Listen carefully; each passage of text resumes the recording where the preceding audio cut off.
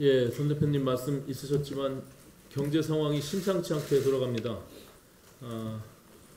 미중 무역 분쟁이 계속적으로 격화되고 있습니다. 무역 분쟁이 전쟁 수준으로 확산되면서 우리 기업들이 고래 싸움에 새우등 터질 위기에 처하게 되었습니다. 지난주에도 말씀드렸지만 우리나라 수출 주력 업종인 반도체 수출이 최근 급감하고 있습니다. 무선통신기기와 디스플레이 부분의 수출 사항도 몹시 위태로운 상황입니다. 이번엔 미중 양국이 서로 자기 편을 들어야 한다며 양쪽에서 압력을 가하는 상황이기 때문에 우리가 긴장을 하고 지혜를 모아야만 별탈 없이 이 위기를 넘길 수 있을 것입니다. 우리 정부는 만들겠다고 해놓고 아직 진행하지 않고 있는 미중 무역 분쟁 전담기구 설치를 서두르기 바라고 여야 정치권도 위기 극복을 위해 힘을 모아야 할 것입니다. 그런 의미에서 국회 정상화 협상이 마지막 조율 과정에서 진전을 보이지 못하고 민주당과 자유한국당의 지리한 힘겨루기만 반복되고 있는 상황에 대해 심히 유감의 뜻을 밝히지 않을 수 없습니다. 지금 양당의 태도를 보면 6월 임시국회마저도 파행을 불사할 기세인데 경제난이 심각한 상황에서 결코 국민들께서 용납하지 않을 것입니다.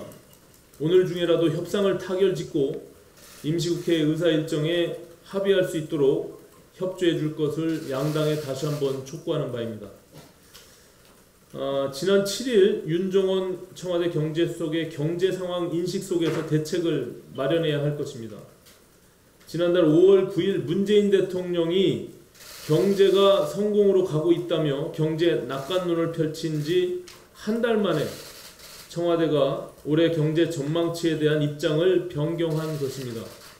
최악으로 향하는 경제를 두고 잘 되고 있다고 우길 때보다는 청와대의 태도가 나아진 것이지만 사태가 왜 이 지경이 됐고 대책은 무엇인지 청와대의 원인 진단과 처방을 보면 한숨이 나오기는 매한가지입니다. 윤 수석은 대외 여건 악화가 원인이고 재정 확대가 대책이라고 말했습니다. 말장난입니다. 답 안 나오는 소득주도 성장론으로 경제가 악화될 대로 악화된 가운데 설상가상 미중 무역 분쟁의 먹구름이 밀려오고 있는 것입니다. 청와대 말대로라면 이 판국에 재정을 쏘아부으면 미중 무역 분쟁의 위기가 비껴가고 경제가 좋아질 것이란 얘기인데 이게 대체 말이 되는 소리입니까? 그동안 정책이 잘못됐음을 인정하고 정책 기조부터 바꾸지 않는 한 아무리 재정 투입을 늘려봐야 밑빠진 독에 물 붓기일 뿐입니다. 문재인 정부의 소득주도 성장론과 강성노조 편들기는 투자 쇼크와 고용 쇼크를 부른 경제 파탄 정책이자 우리 기업의 해외 이전을 부추기는 경제 자살 정책입니다. 바른미래당은 앞으로 문재인 정부의 이 같은 경제 역주행을 바로잡고 민생 문제를 해결하는 데 당력을 집중해 나가겠습니다. 우선 이번 주부터 경제 전문가들을 모시고 한국 경제 현안과 대책에 관한 의견을 청취하고 현장을 직접 찾아가서 자영업자 폐업 실태와 실업급여 신청 및 재취업 현황을 살피겠습니다. 이후 신기술 스타트업 기업, 수출 중소기업들을 찾아 정부의 창업 정책과 일자리 대책의 실효성을 따지고 강성 노조로 인해 입게된 피해 손실 현황들을 체크해 나가겠습니다. 그리고 이렇게 경제 현장에서 들은 국민들의 생생한 목소리를 정책에 반영하고 입법 과제로 선정해 나가겠습니다. 끝으로 60 민주항쟁 32주년을 맞아 한 말씀 드리겠습니다. 오늘 기념식은 당 대표께서 대표로 참석하십니다. 대한민국은 민주공화국입니다. 헌법에 정한 민주와 공화의 가치는 보수와 진보의 이념에 우선하는 가치입니다.